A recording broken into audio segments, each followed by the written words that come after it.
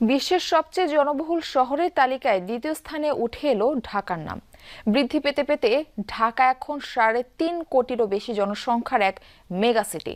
২০৫০ সালের মধ্যেই দখলে নেবে শীর্ষস্থান, এমনটাই বলছে জাতিসংঘের নতুন প্রতিবেদন।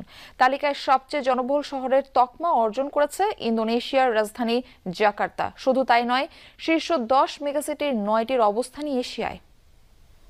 শুধুমাত্র সিটি ব্যাংকে অ্যাকাউন্ট থাকলেই করতে পারবেন গুগল পে। তাই অ্যাকাউন্ট খুলুন আজই।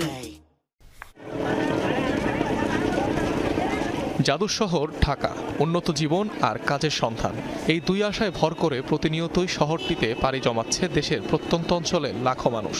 ফলাফল, এক সময়ের শান্তশিষ্ট নগরী আজ ৩,৬৬,০০,০০০ বাসিন্দার এক মেগাসিটি। লোকসংখ্যা বিবেচনায় সম্প্রতি বিশ্বের সবচেয়ে জনবহুল শহরগুলোর একটি তালিকা প্রকাশ করেছে জাতিসংঘ, যার নাম দি ওয়ার্ল্ড